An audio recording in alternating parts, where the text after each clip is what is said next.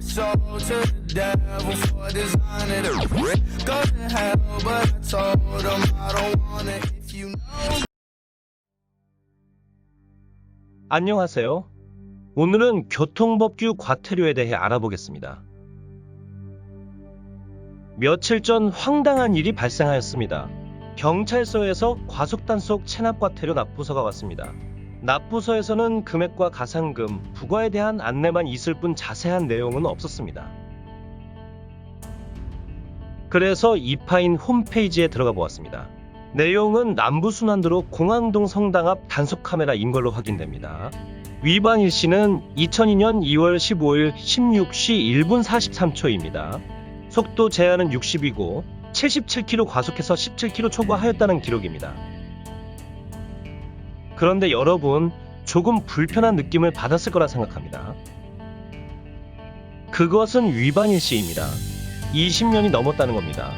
여러분들도 황당하시죠? 이게 무슨 일인지 너무 궁금하였습니다. 그래서 확인을 해보았습니다.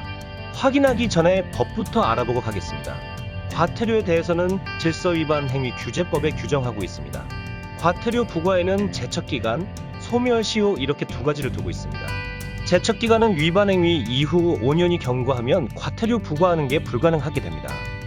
쉽게 말씀드리자면 단속이 된 날로 5년 경과 전까지 과태료를 부과해야 한다는 말입니다. 하지만 경찰서에서 부과했다는 자료가 있다 하고 한다면 소멸시효를 주장해야 합니다. 과태료는 행정청의 과태료 부과 처분이나 법원의 과태료, 재판이 확정된 다음에 여기도 5년입니다. 5년간 징수하지 아니하거나 집행하지 아니하면 시효로 인해서 소멸한다고 규정하고 있습니다. 하지만 소멸시효에서 5년이 지나면 무조건 징수할 수 없다 이렇게 규정하는 건 아니고요. 5년이 경과하기 전에 납세 고지를 한다거나 독촉, 납부채고, 교부 청구, 압류 이런 것을 한다면 소멸시효가 중단되고 그 기간 경과한 이후로 새롭게 5년을 이제 기산을 해야 됩니다. 풀어 말하면 납세 고지를 최소 5년에 한 번은 해야 한다는 말입니다. 가장 중요한 건 차량 압류가 있었는지 있었다면 언제 했는지가 중요합니다. 또한 폐차가 됐는지, 폐차는 언제 했는지, 폐차 후 5년이 지났는지 확인하시면 됩니다. 폐차 후 징수나 집행, 독촉, 압류 이런 조치가 있었는지 꼭 확인해보세요. 이렇게 하였으나 경찰에서 받아들이지 않는다면 또 하나의 방법이 있습니다. 일단 도로의 속도 규정을 확인해보세요. 연도별로 바뀌는 경우가 많습니다. 오랜 시간이 지났다면 한 번쯤은 확인해볼 수 있습니다. 같이 확인해보겠습니다. 남부순환도로 공항동 천주교 성당 앞 카메라인 걸 확인했습니다. 그 다음은 네이버 지도를 열어 공항동 성당을 검색하세요. 위치를 파악했으면 로드뷰로 들어갑니다. 그런 뒤 카메라를 찾아봅니다. 파악한 위치의 길, 앞뒤 500m 정도 둘러보시면 카메라가 보일 겁니다. 카메라가 살아있다면 대부분 무인번호로 확인할 수 있지만 만약 카메라 철거나 이동으로 조회되지 않거나 파악하기 힘들다면 속도 표지판이 보이는지 확인해보세요. 표지판 이동은 거의 없다고 보면 되니 꼭 확인해주세요. 카메라 확인되셨다면 로드뷰에서 연도 변경이 가능한데요. 현재 제한 속도는 50인데요. 연도를 변경해보면 속도가 달라집니다.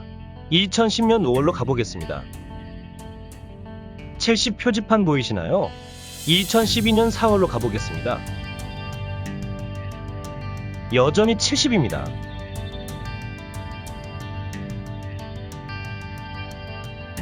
(2014년 10월입니다) 70입니다. 2017년 6월 60으로 바뀌었습니다.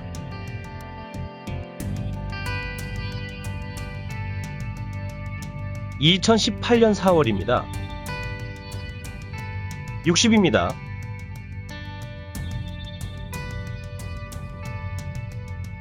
2019년 4월 60입니다. 2021년 50으로 변경된 걸 볼 수 있는 자료가 생겼습니다. 이젠 이해하셨을 겁니다. 도로공사에 알아본 결과 남부순환도로는 2016년도에 70에서 60km로 제한 속도가 변경되었던 겁니다. 그래서 2017년은 60km의 표지판이 있었던 겁니다. 그럼 2002년도에는 제한 속도가 70이었으니 17km 초과가 아닌 7km 초과라는 겁니다. 7km는 단속 대상이 아니게 됩니다.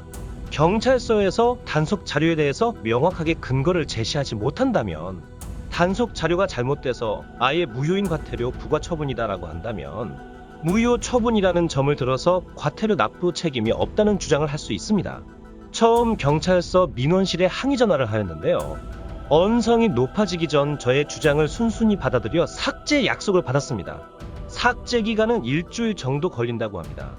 경찰서 전화해서 무조건 납부해야 한다거나 법이 이러니 저러니 한다면 제척기간, 소멸시효 두 단어를 말해보세요. 전화의 주도권을 잡을 수 있습니다. 이런 상황은 누구나 일어날 수 있는 일입니다.